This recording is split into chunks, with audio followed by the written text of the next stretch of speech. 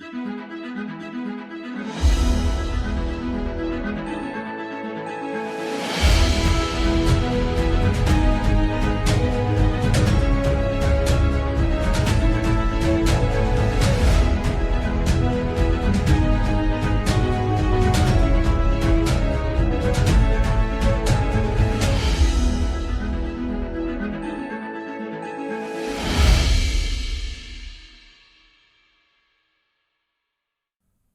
evening, viewer. This is The Insight. My name is Eugyne Ochieng. In The Insight Show, we talk about political issues as well as current affairs, those that affect you directly or indirectly. And in delving deeply into these thorny issues that are affecting you, we bring on board various stakeholders who shall engage us through their thoughts on various things that we'll be discussing. Today, we look at BBI Reggae. The court had stopped BBI Reggae from going on. We are going to delve deeply into that very soon. But first of all, on Thursday, May 13th, 2021, the High Court, through a 5-judge bench, issued a 321-page judgment that the entire BBI process, culminating with the launch of the Constitution of Kenya, Amendment Bill 2020, was done unconstitutionally and in usurpation of the people's sovereign power, restraining the Independent Electoral and Boundaries Commission from undertaking any processes required under Article 257, Sub-Article 4 and 5, in respect of the Constitution Amendment Bill 2020. Hence, the 5-judge High Court bench scuttling the BBI process, terming the 3-year to amend the Constitution illegal, unconstitutional, null and void, is going to form the basis of our conversation today. With me is a guest. He is a political analyst. He is an ardent supporter of BBI. I was asking him earlier which Kenyan politician inspires him. He tells me that he believes so much in the philosophy of Raila Amolo Odinga's politics. Well, thank you so much for joining me today in our discussion. I would like us to delve deeply into this BBI, the politics and the theatrics under BBI. My question to you is that, is the BBI Reggae stopped? Thank you very much for the opportunity to appear on your show. Well, back to your question, is the BBI halted or not? There are several ways we can look at this and from different premises where we can pitch our arguments.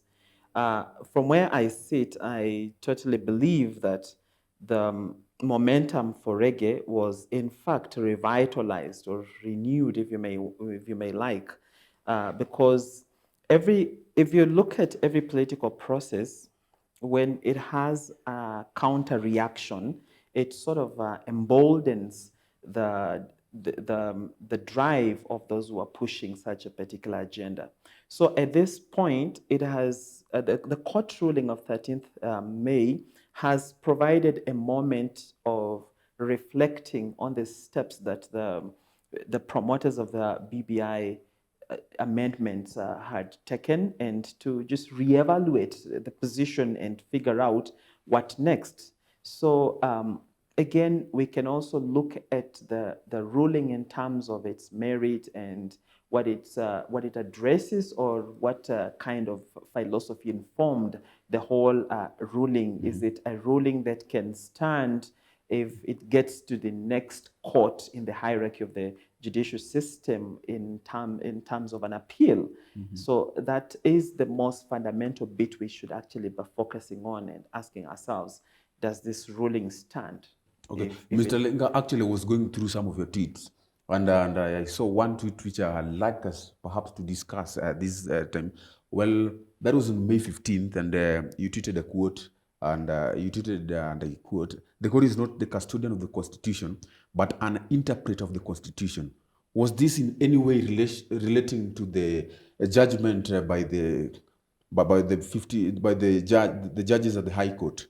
Pretty much in every way, and I still hold the same view that the court is not the custodian of the Constitution, as they have severally made us to believe, but the court is an interpreter of the Constitution. Primarily, the Constitution is meant for you and I, the common Mwananchi, you do not have to have a law degree for the constitution to work for you.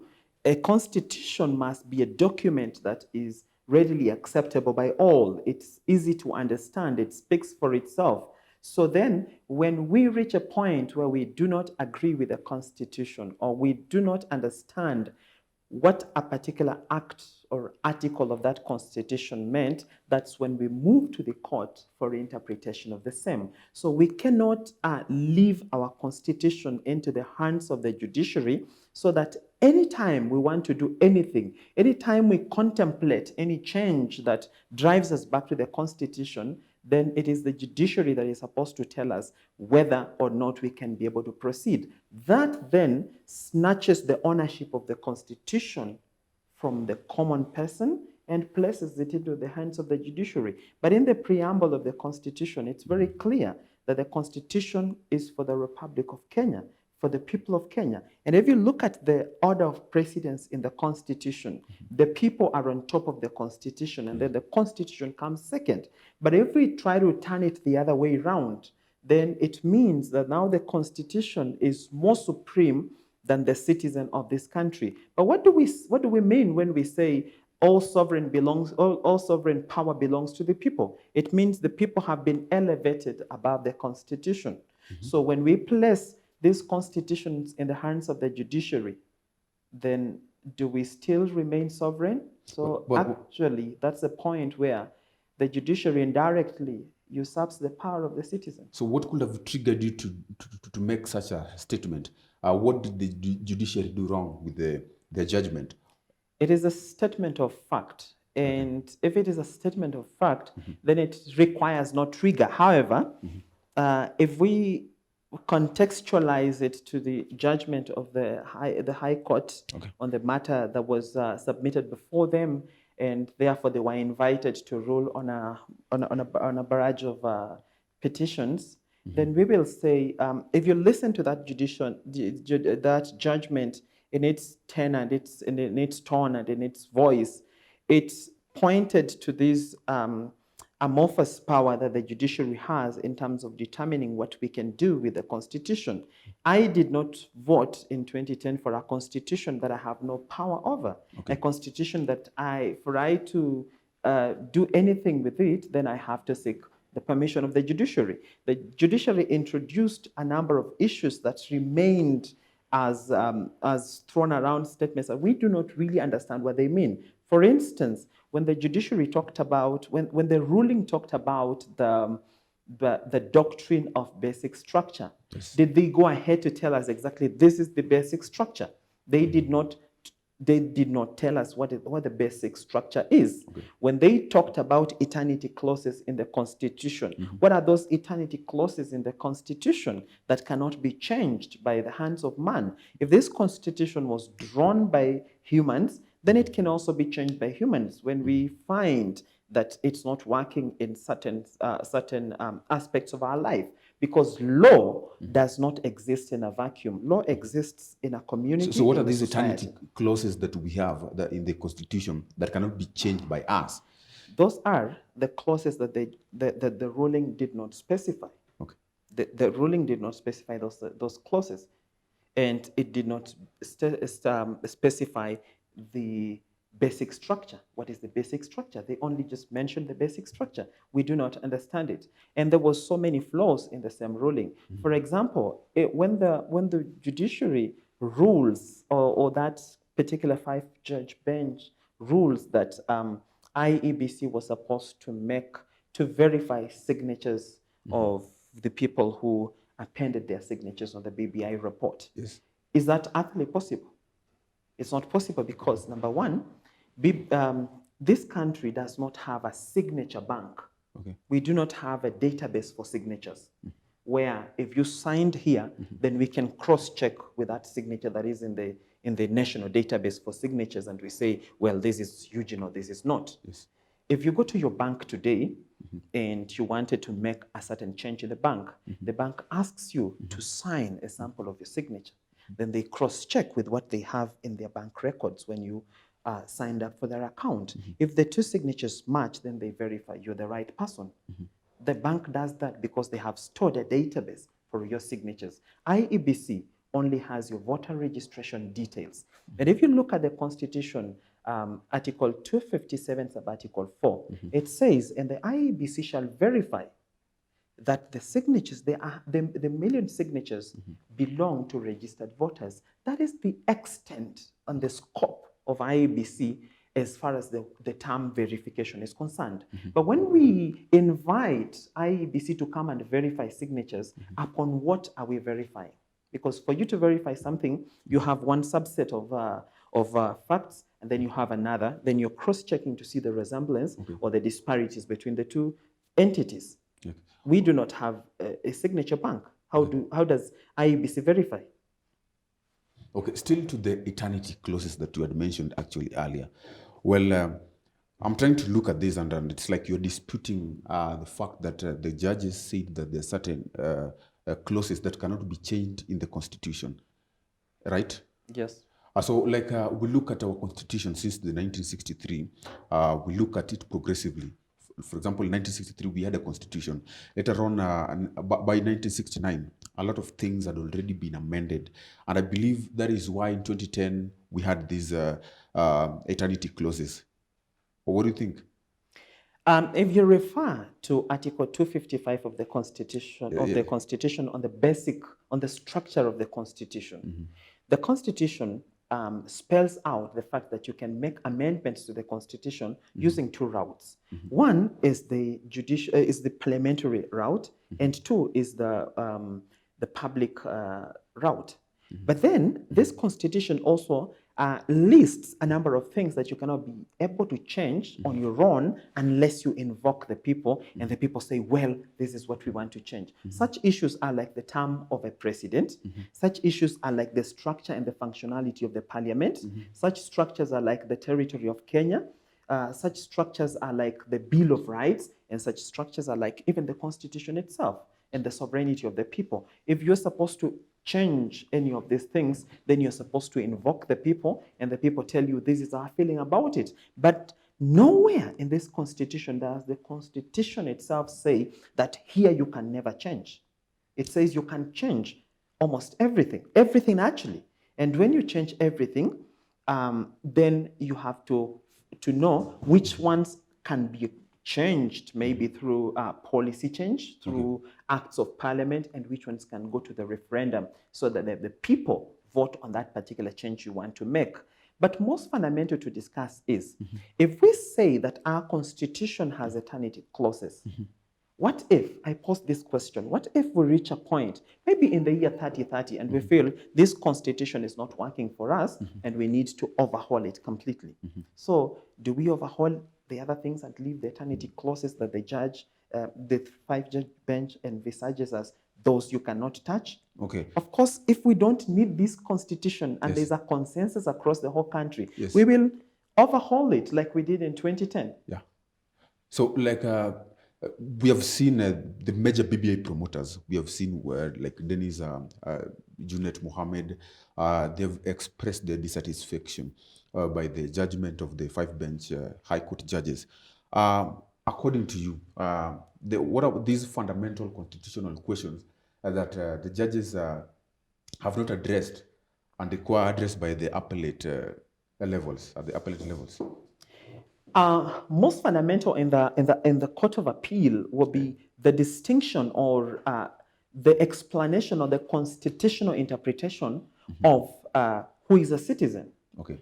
Because in the judgment advanced by the 5-judge bench, they actually said that the president cannot be part of an initiative to change the Constitution. So we want to ask from the Court of Appeal, when someone becomes president of the Republic of Kenya, do they lose their citizenship?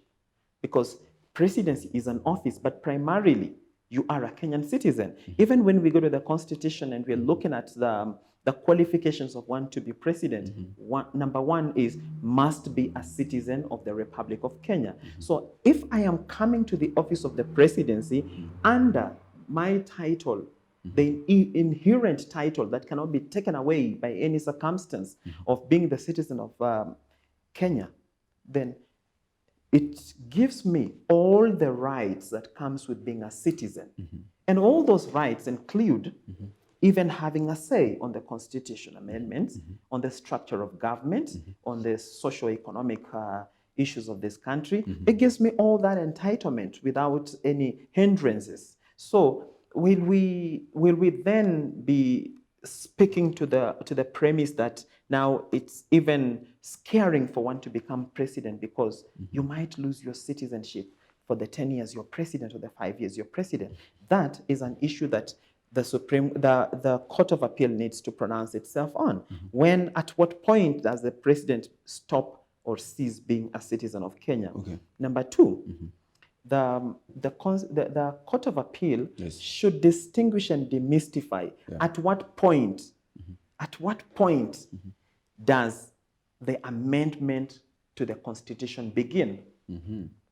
Is it when Raila and Uhuru Kenyatta greeted one another on the steps of Harambee House? Because the court, in their ruling, gave a description and a summary or even a background summary of how this constitutional amendment happened. And they started from the steps of Harambee House. Does that include the amendment of the Constitution up to that point? And then number two, we come down after the handshake, and then we have the 9 points agenda. Then we come to the point where the president designates a commission, a group of individuals that will work onto this 9-point agenda and see what kind of changes can we make and what route can we take.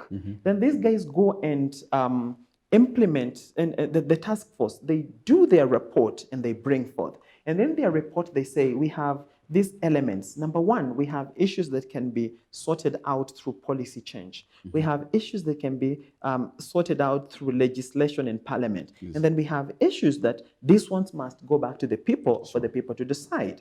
And then thereafter, another commission is formed to be able to draw the Constitution Amendment Bill of 2020.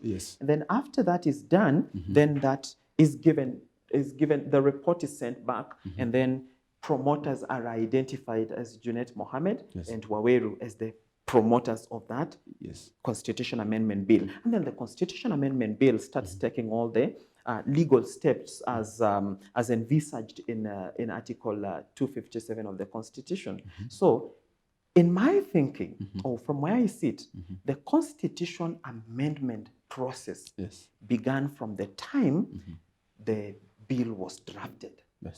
So was that bill drafted by the president? Can you link that bill to the Harambee House greetings? So there is a contentious issue you think that must be addressed by the appellate level, at the appellate levels of the court. Must distinguish at what point the amendment began. And then when we know what point the amendment began, then we know which parties to put into the amendment exercise, and then say, do they have a right to push this, or they do not have? Well, we have the BBI promoters, and they're preparing for a legal showdown with the anti-BBI guys. What do you think will happen? What will be the fate of BBI should it fail to resuscitate itself at the court, at the appellate courts? I think the people who are behind the BBI and the people who support the BBI, who are largely who are a huge number of Kenyans. Remember, when we sought for the signatures to have this validated by the people as an initiative they were interested in, instead of the constitutional threshold of 1 million signatures, the BBI pushes were able to garner about 5 million signatures. So that speaks to the fact that Kenyans wanted this particular change.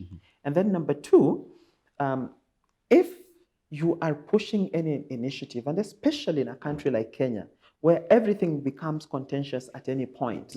So I believe they had a clear structure, and this involves maybe Plan B and all that.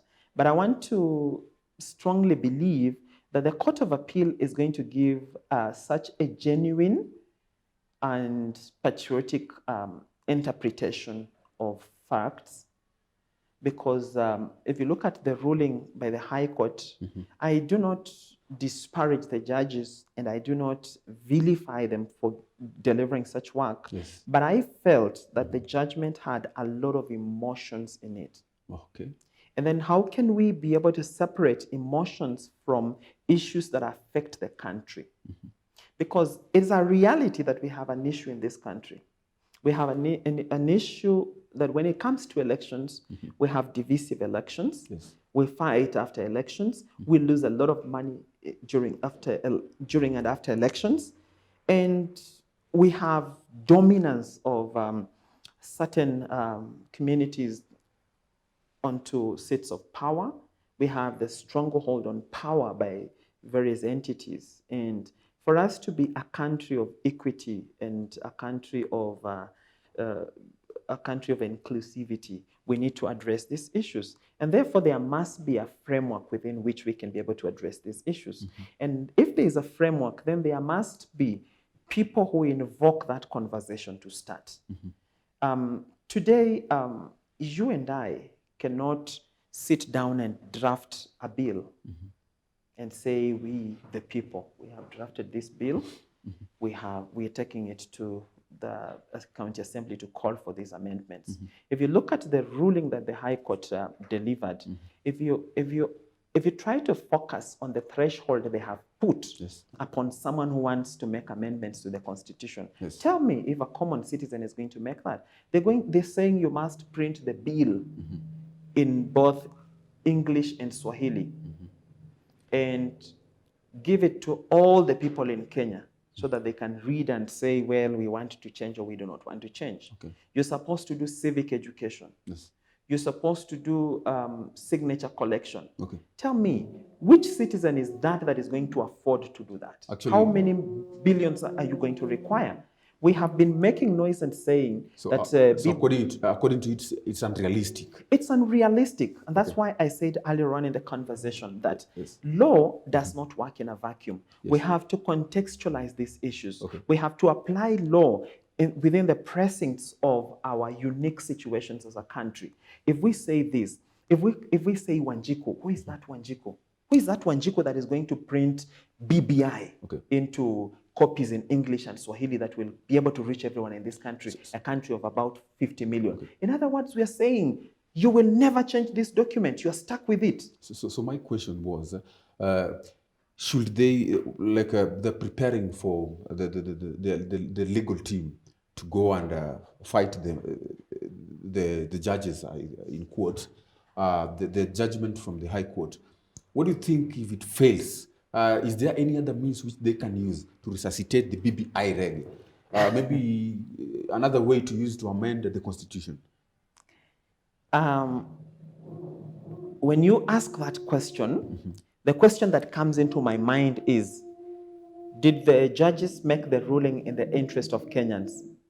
Because if that ruling stands as it is, let's say we go to the Court of Appeal and the ruling is upheld. Okay. And then possibly we go to the Supreme Court and the ruling is upheld. So ask yourself this question. If these judges are making this in the interest of the citizens, how do they account for what has already been spent on BBI? Or it just goes to the smoke and they are happy about that? Number two, what happens to the 4.5 million that believed in this draft and signed upon it, including myself, who signed after reading, but the court says I did not read? But actually, you've just said that Kenya does not have a framework, does not actually offer a framework whereby we get to see, okay, like the IBC does not have data of sign of the signatures of Kenyans, whereby we can cross-check that these are this sign belongs to Mr. Alenga. So what do you think? Does it mean maybe BBI, perhaps the judges were right that it does not belong to the people because we do not have actually data where that we can surely say that this sign belongs to this person? Article 257 of the Constitution gives the scope for IEBC, that they will verify that those 1 million signatures belong to registered voters. BBI has IEBC has a voter register. Okay. That is the only, to that extent, that's what that's the farthest they can go. If you look at the text of it, it says, the promoters of a popular initiative shall deliver the draft bill and the supporting signatures to the Independent Electoral and Boundaries Commission, which shall verify that the initiative is supported by at least 1 million registered voters. That's where the work of IEBC ends. But the court decided to give IEBC another job of verifying signatures. How? Even them, they don't know. So the BBI ends. The BBI does not end. Then what next? That is my question. You've not answered actually my question. Yes. Is there another way which they can use to? Yes, I was progressively answering that question. I was building up my answer. Okay. Yes. So number one, we were supposed to look at what has been spent already. Yes. These judges don't care because people have been making noise that 10 billion has been used, 4 billion has been used. So the judges are comfortable. Whether it is 4 billion or 10 billion, it can go up in the smoke. Okay. But then most fundamental to discuss is what do you understand by the state? You know, the state is not, the state is a mischievous entity. That's a fact. Yes. How the state operates, you will never know and you can never know. So if the state wanted this BBI to go through, despite all that, what the judges are saying, it's very possible. In law, there is something known as the Doctrine of Necessity. The Doctrine of Necessity, in brief, it states that you can turn that which is unlawful to be lawful because of the prevailing circumstances. The only country that has ever invoked the Doctrine of Necessity in Africa is Nigeria, when their president, Yaradua, was away for treatment in Saudi Arabia. He was very ill and was not able to come back to Nigeria and hand over power. So the parliament made Goodluck Jonathan the president. So that's the Doctrine of Necessity. So by understanding the facts around BBI, the government can actually say, looking at what has been spent on BBI already, considering the fact that over 4 million Kenyans accepted the document, considering the fact that 44 out of 47 counties signed and endorsed BBI, considering that the National Assembly of Kenya endorsed the BBI, considering that the Senate of Kenya, in its majority, endorsed BBI, but then the judiciary has refused BBI. By the Doctrine of Necessity, this qualifies to be the people's voice. And take the thing to the referendum. And it goes to the referendum? Yes. So that will be against the court? That will be against the court. But the Doctrine of Necessity is a legal doctrine. Actually, there's so many people. So if you look at the prevailing circumstances, if you contextualize the whole, so how do you reconcile? How do you reconcile the 4.5 million signatures? What do you go back and tell them? That your signatures were in vain? How do you reconcile? When do we even apply the Doctrine of Necessity? Is it even the Constitution, or why do we apply, or how do we apply it? It's a legal doctrine which is invoked when the law is not sufficient. When the law is not sufficient. Yes. So can you tell me, okay, like the internet has it, several instances where the executive has defied court orders. In the issue of Miguna to come back to Kenya, is a Kenyan citizen. The issue of NMS being declared illegal, and so many other issues. Does it mean that the Doctrine of Necessity was also applied here, that the court orders had to be defied? Silently it was. Nobody came up to provoke it, to proclaim it, but silently it worked. Let me give you one instance. And I continue to elicit at this point that our judiciary must wake up to the fact that the law does not work in a vacuum. The law works with the facts, and the law works with the context of the society. Remember, when the judiciary gave a notice to the president, or an advisory to the president, to dissolve parliament. Imagine what would have happened by that time if the parliament was dissolved. At the time, we didn't have the Chief Justice. So what would have happened? So the president read that advisory, and by the Doctrine of Necessity, felt like, well, what you're saying is you want to dissolve this parliament because it does not meet the threshold of two-third gender rule. That's a valid point and it's in the law. But which is the greater good? To dissolve the country, to dissolve the parliament and send the republic into disarray, which is the greater good? So the president quietly ignored that advisory and life goes on.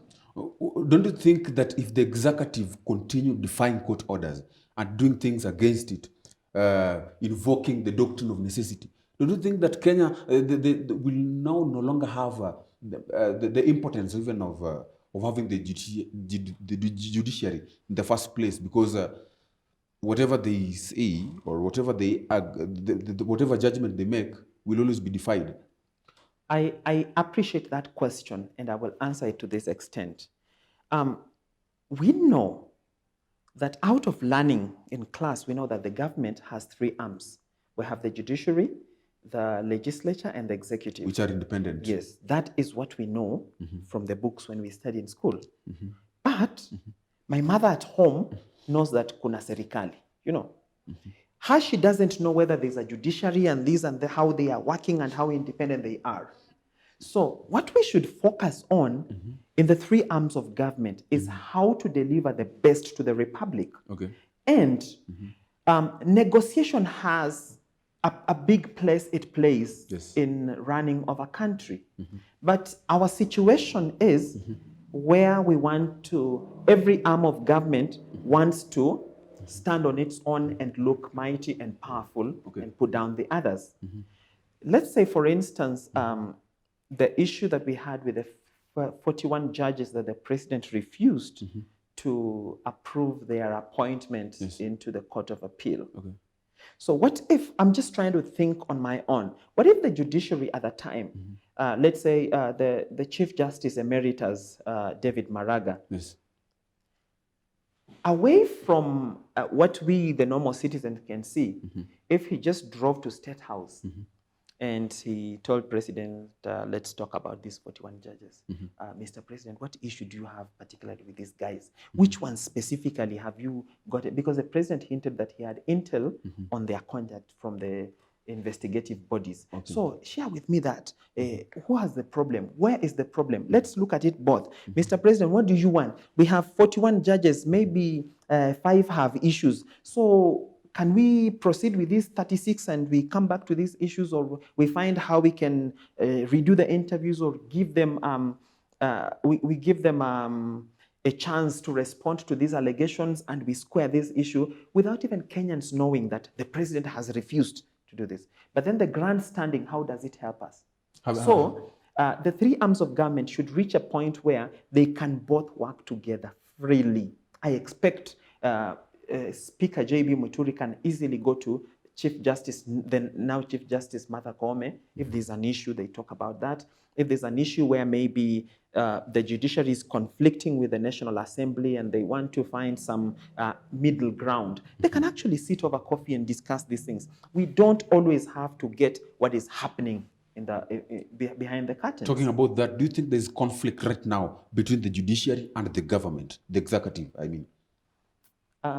You know, you will look at things from a different level altogether.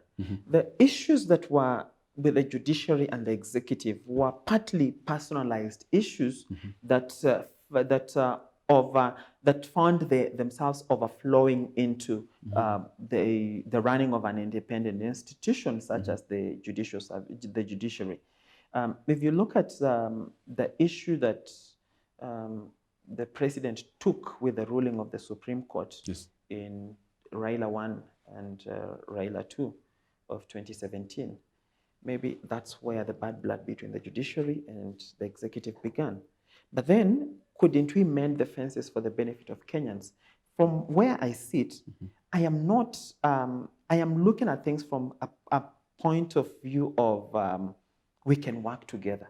We can iron out our differences. We can negotiate our positions, because at the end of the day, it's about Kenyans. It's not about the specific office holders. Those offices, you hold it in trust. Tomorrow, President Uhuru Kenyatta may not be president for Kenya. So we cannot look at things from the point of view that this man who is president, maybe he'll be president forever. That's why I don't like him, and this is my position. I don't like the Chief Justice, and this is my position. Those are just offices held in trust. Okay, a quick one. Mr. Chuli thinks that the High Court judges were there they have actually a conflict with Mr. President. Actually, them calling him even by his name, Mr. Uhuru Kenyatta. And we've seen a lot of things surrounding that, and the social media has it on what the people think of how Mr. President Uhuru Kenyatta was addressed by the judges. What do you think actually with the statement of Atwoli? That was really... it was really regrettable. It was so unnecessary to blatantly just refer to the president as Mr. Kenyatta. Yes. I mean, it was unnecessary. You get my point? It was very, very unnecessary. Because even a murder case victim who is standing on the death row will still address the judge as your honor or my lord. Yes. So let there be that small respect that does not matter anything. But then when you look, when you actually you think the judges were on a mission to attack Mr. President? It came out clearly that most of what it was their time to now bash this guy that has even refused. Remember, 2 of those judges sitting on that bench are in the list of the 41 judges that the president refused to swear in to the Court of Appeal. Okay. So, and I think even by virtue of that, they should have actually excused themselves from that hearing. Yes. Based on the fact that they are actually in the list of the 41 judges pending the president's swearing in. Yes. So if it was a matter of integrity, they would excuse themselves and they say our ruling may not be independent, or it may not be looked at as independent by maybe commentators on issues. Okay, thank you so much. We are going on a break. You can keep the conversation flowing at GBS TV Africa. That is our Facebook. At our Twitters, you can also get us at that. You can also get me at Eugyne Ochieng on Twitter and Facebook and on Instagram. You can also use our SMS line, which is 21144. We're going for a short break, but we'll be back with more.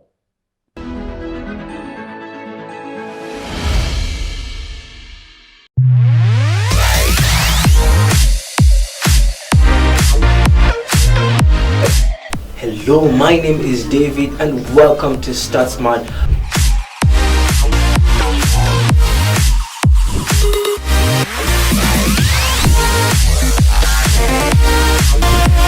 I feel proud of myself. You should feel proud of yourself too for waking up this morning. It is not easy to wake up and work out, but you still did it. Great job.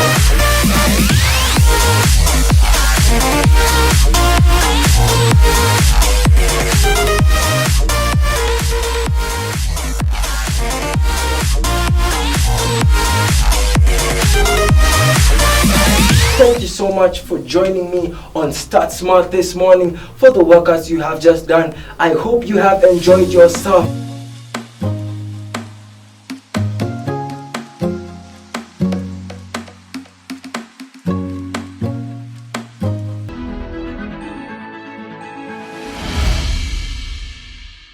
Welcome back to The Insight. Let's continue conversing. Let's continue talking. Let's continue to have a discourse. You can get us through our SMS line, that is 21144. You can also use our Twitter handle at GBS TV Africa, Facebook at GBS TV Africa, also at Eugyne Ochieng, on Facebook, Twitter, and also Instagram. Well, Mr. Alenga, thank you so much for having been talking to us. Well, I'd like to ask you a quick question. At this time when the BBI promoters are preparing for a legal showdown against the anti-BBI troops, we have not actually heard from the president, who is supposed to be one of the BBI promoters as well. We have not heard from Orengo, and we also have Otile Molo, who had recently been removed from, that is Otile Molo being removed from jail. Yeah. So what do you make of this actually? I think the One thing I want to believe is that before that ruling was read, the president, being the head of the state, must have known what direction that ruling was going to go. And probably there's a lot of meetings that will take place behind the curtains. There's a lot of strategy and re-strategizing that will obviously be taking place. And basically, at the moment, this issue is more into the hands of the legal minds behind the whole BBI amendments. And that's why the president and even former Prime Minister Raila Odinga have taken a back seat to just watch how their lieutenants will go and face it out in the courts. Given that there was a lot of personalized attacks by the judiciary towards the president and characterized in their ruling, it then behoves, and it was just a matter of necessity that the president keeps quiet and his legal team takes charge. Okay. Well, let me ask you, should the BBI fail? Because the court can decide that BBI is null and void even at the appellate courts. Yeah, you get me? So should it fail to continue? The Reggae now stops. Now, what should we expect at the political architecture of Kenya? What do we expect? What can change? The realignments? There are some things that will remain the same. For instance, the relationship between the president and the deputy president will remain sour. In fact, it will be accentuated more. And if you look at the petitioners who went to court against the BBI, if you look at them, the entire nomenclature spells to people that are affiliated to the deputy president, being led by David Ndei, who is now a proponent of the DP. So when that happens, then it looks like the DP will have won against the president, because it's very clear that he's one who sponsored those petitions in that direction. Okay. And then what will happen to the DP? In the next few years, I'm not a prophet of doom, but I highly see a point where the DP can be impeached, because President Uhuru Kenyatta has shown over time to be a man who avenges. He comes for it and he settles the scores with you, and we have seen that in the recent past. And if you judge, history never fails us. So I do not really think in my heart that the president will just take this defeat and eat it humbly. You think the president could initiate, the president and his lieutenants could initiate maybe the impeachment of the deputy president? Yes, because if BBI collapses completely, then it opens a new vista for supremacy battles. Okay. And as it were, at the moment, there's a very legitimate ground to impeach the deputy president, unless Which is? You see, the deputy president, as by the constitution, Yes. The constitution identifies him as the president's principal assistant. Okay. Yeah.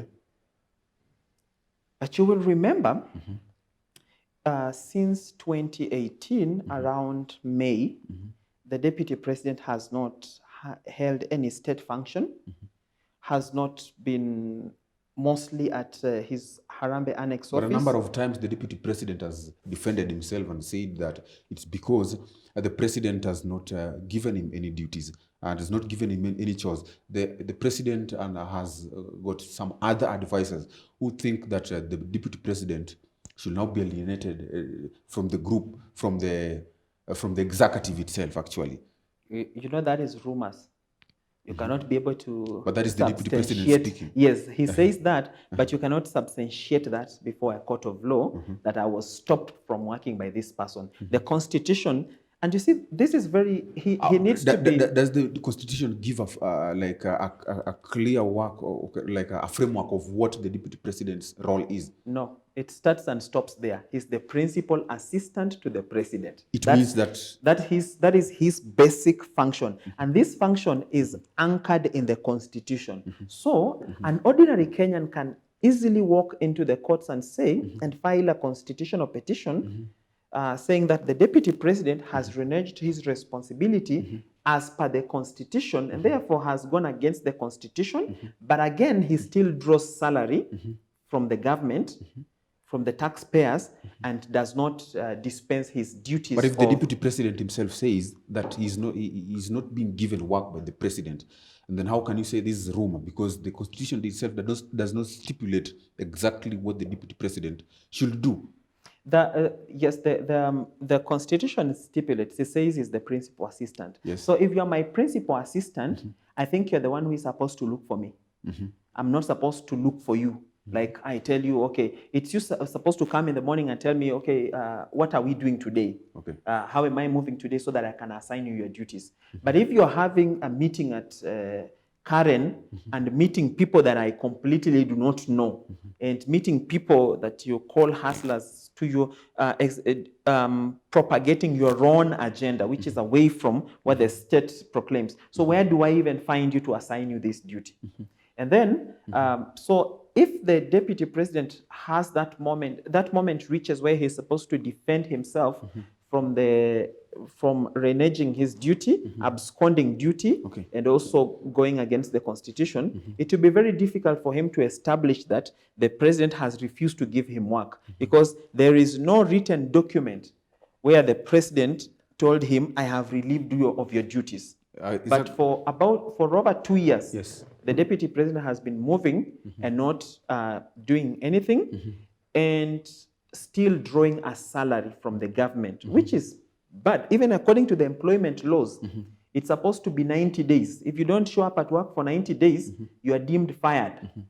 Okay, so still on the deputy president, William Ruto, of course, we've had him and his lieutenants like Murkomen, and we've had also the Bahati MP who actually voted for BBI itself, but they've continuously spoken against the BBI, which is promoted by his boss, the president himself. Do you think actually that if the deputy president could stand outright and say and lead a no campaign, perhaps he could have reaped much more from the judgment of the High Court than just sitting on the fence? Because it looks like an indecisive watermelon politician. What do you think? It's not really, the deputy president is not really sitting on the fence. You know, they say if it walks like a duck and quacks like a duck, it's actually a duck. So if you see all those steps that he has done, it shows he's on the no. He doesn't have to say it by his lips.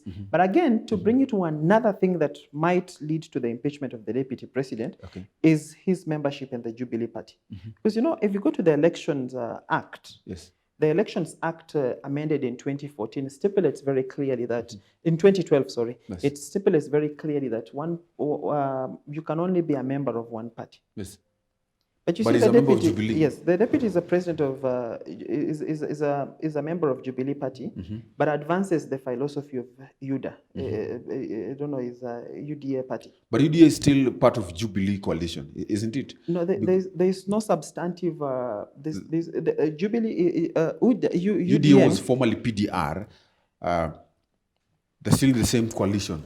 So to that effect, there was supposed to be a ratification of those changes. Okay. And that should have been appended upon a signature by both Jubilee and UDA. There is no such agreement.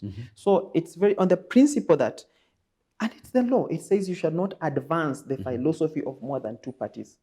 Therefore, you will lose membership of that party. So I think Jubilee, or rather the President of the Republic of Kenya, is very lenient with the Deputy President. But again, it could be maybe the moment is not yet.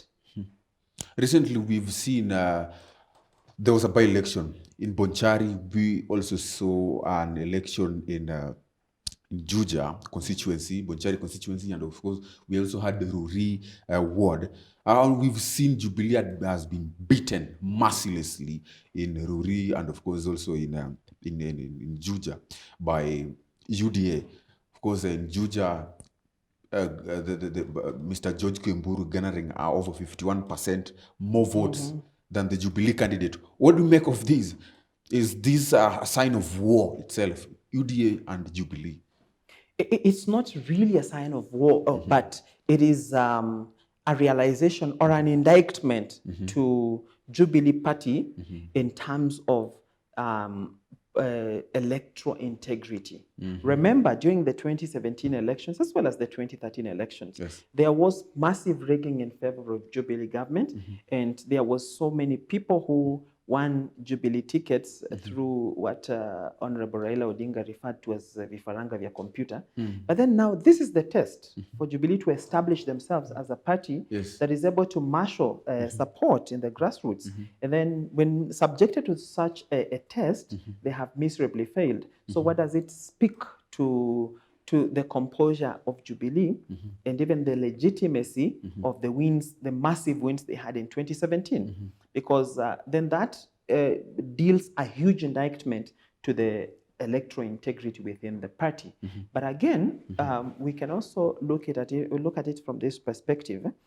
By-elections are not really, in my opinion, a measure of a party's popularity in an area, because the issues advanced or the issues upon which people cast their ballot papers at the by-elections are very localized issues. They are very local issues. And therefore, in its composure or in its manner, then a by-election would be very distinct from a general election. General election, there's a lot of focusing on the national politics, and then it draws down to the people. But then for a by-election, it starts from the people.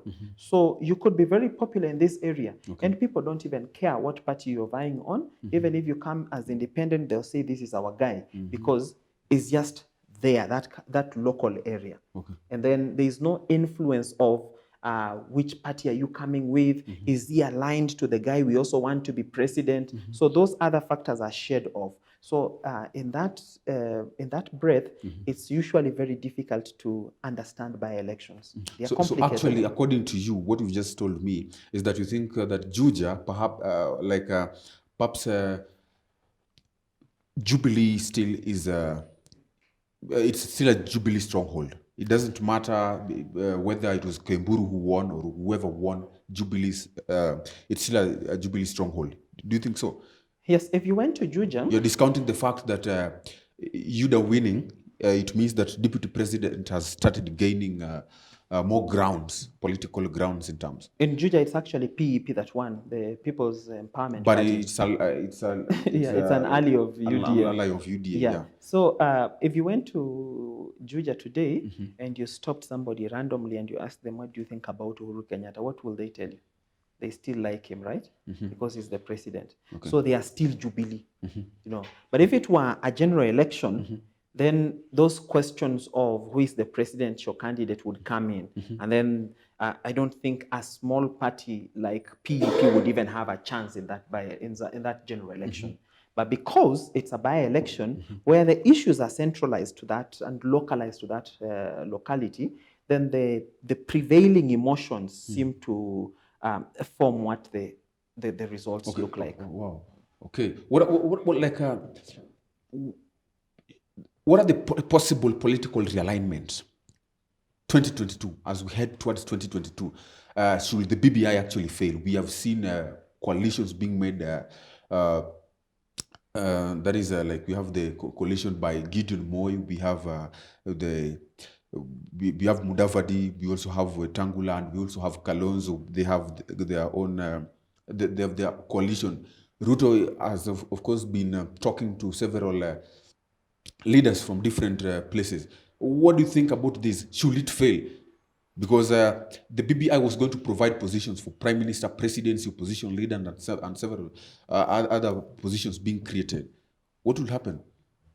I am thinking, I am foreseeing a future with without coalitions or with very weak coalitions. If you look at the politics being played right now, the people that are attempting to make coalitions today are people that we do not have a record of them in coalition making. So like if we refer to the One Kenya Alliance, we have not really seen one of them in the past having made a very strong coalition. The king of making coalitions in this country, who is Raila Odinga, is quiet about any coalition. He's not saying whom he's working with. He's quiet. He's in his corner. Yes. He's trying to think about his strategy. Yes. Another senior person in making coalitions, who is Uhuru Kenyatta, is quiet. Another senior person that you may think of his name when you think about coalitions is the Deputy President William Samoei Ruto, is quiet about a coalition. Yes. So are we foreseeing an election where people might just decide to go as they are?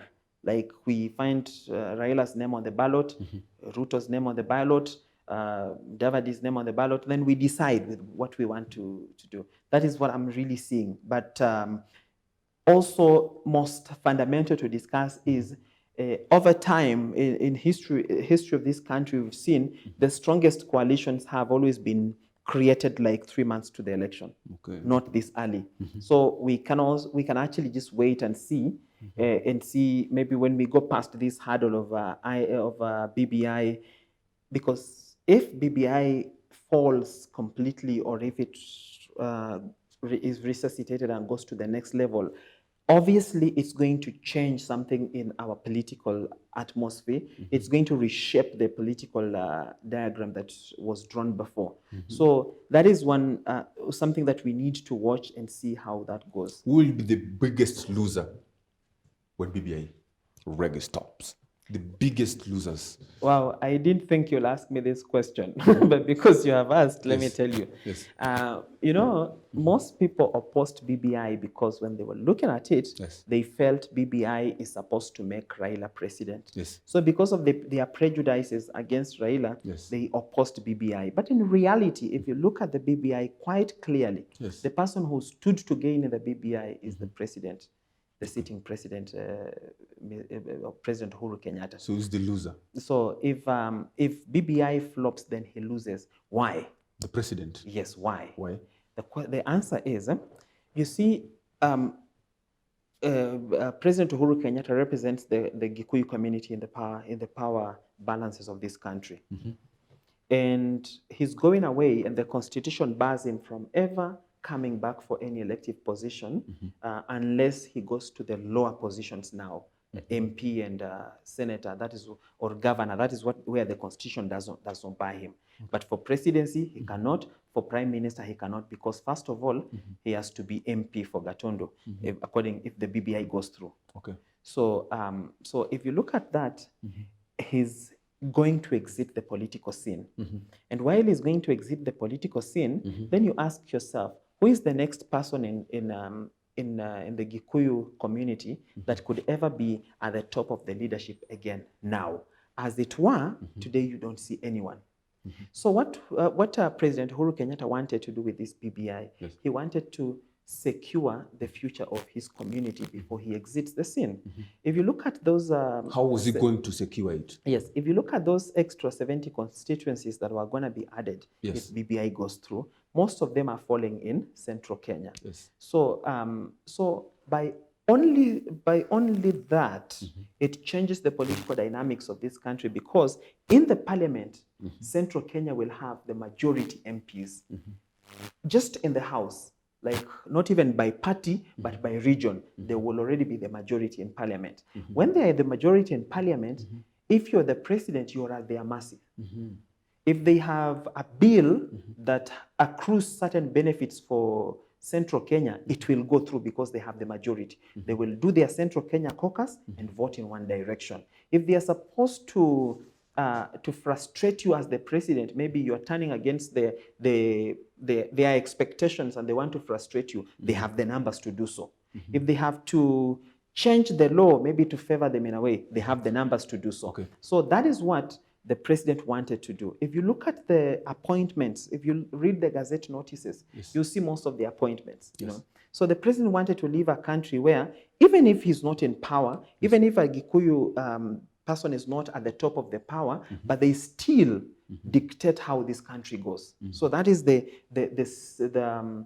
modus operandi he was seeing going forward. Okay, actually, having said that, well, don't you think that the people against BBI, let me call them the opponents of BBI, having seen that Raila, Molo Odinga, and of course Uhuru Kenyatta, who are the major BBI promoters, declining to stand up and say that they are not going to be involved in the 2022 politics, do you think that this perhaps makes them think that perhaps BBI is just for 2022 succession politics? First of all, just a correction: the promoters of BBI, the legitimate promoters, are Junet Mohammed and Waweru. Those are the ones. If we went to court, you've just said that should the BBI flop, it's the president who is going to who's going to lose largely, yes, because he was trying to secure the future of the Agikuyu. Yes. It means that he was one of the major promoters, since he's also the president. He was the gainer, major gainer. Of course, because it also comes from the handshake that morphosed to BBI, that was to culminate to the changing of the constitution, yes, the amendment of the constitution. Yes. Yeah, so that makes him also one of the major promoters. Isn't it? He's just a proponent. He's just a proponent. Yes, because promoter is actually a word that is recognized in the constitution. Regardless. Yes. Now, answer my question. Yes. So, don't you think people will look at BBI and think that, no, this is a 2022 succession plan? It is not a succession plan per se. But of course, it was going to inform how the next election goes. That's a fact. We cannot wish it away. But something I really wanted Kenyans to think about, there is a conversation to change the destiny of this country. There is a conversation around, it's a fact that since this republic was born in 1963, we have had the top leadership of this country vested in only two communities. And that is the Gikuyu and the Kalenjin. And it goes without saying that the next president, if Yangu Kumi, Yako Kumi would have worked, the next president would be the current deputy president, William Samoei Ruto. And of course, then it goes without saying his deputy would have been Gikuyu, just to appease, to keep the support. And then you can imagine what would have happened after him. It would be the same thing. So if we are supposed to change that dynamics so that we allow every Kenyan to feel like they're entitled to this country, then there is a sacrifice we needed to pay. How do you, how do you wrestle power from somebody that has put a stranglehold on that power? Of course, you need to give them something to take home. Ponder upon that question. Okay, I'd like to ask you the last question as we just wrap up the show about this BBI. Actually, this is a question that many people have been asking. What else Kenya has since been established in several number of reports and the commission of inquiries through the Kriegler report. We have Justice Working Commission, amongst many others.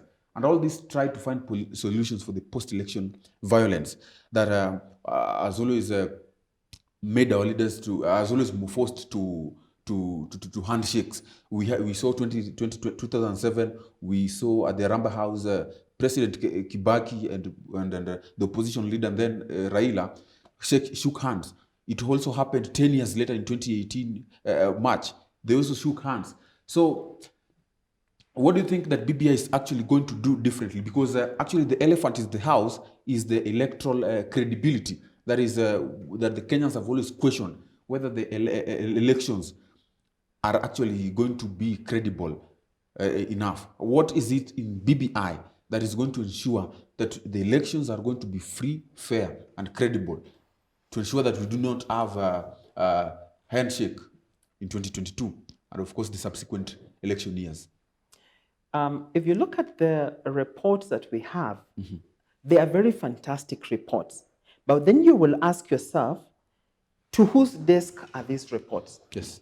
These reports lie on the desks of the same people that are indicted in those reports.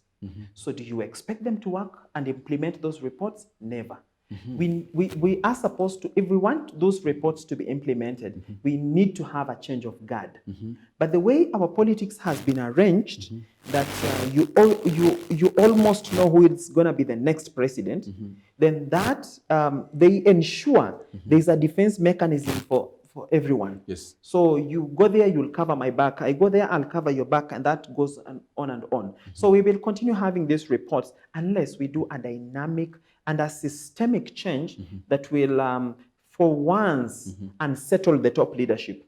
Once we unsettle the top leadership, then that fresh blood that comes there can now be able to start looking at those reports and say, we need to fix this. But as long as we have the same people indicted on those reports sitting in the offices and likely to be in the next government, then we cannot have these reports being fixed in any way. But then what happens when we look at our type of leadership?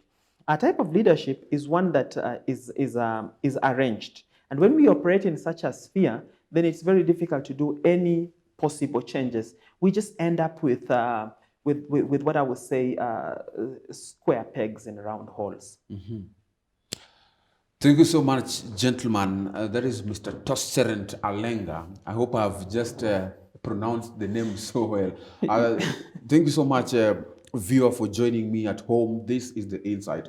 And of course, my name is Eugyne Ochieng. There's several issues that we are talking about in The Insight. So join me every Friday at 9 p.m. here on The Insight as we delve deeper into issues, politics, and current affairs, things that affect you directly or indirectly. You can keep the conversation flowing at GBS TV Africa, that is at Twitter handles, also the Facebook. You can also use our SMS line, that is 21144.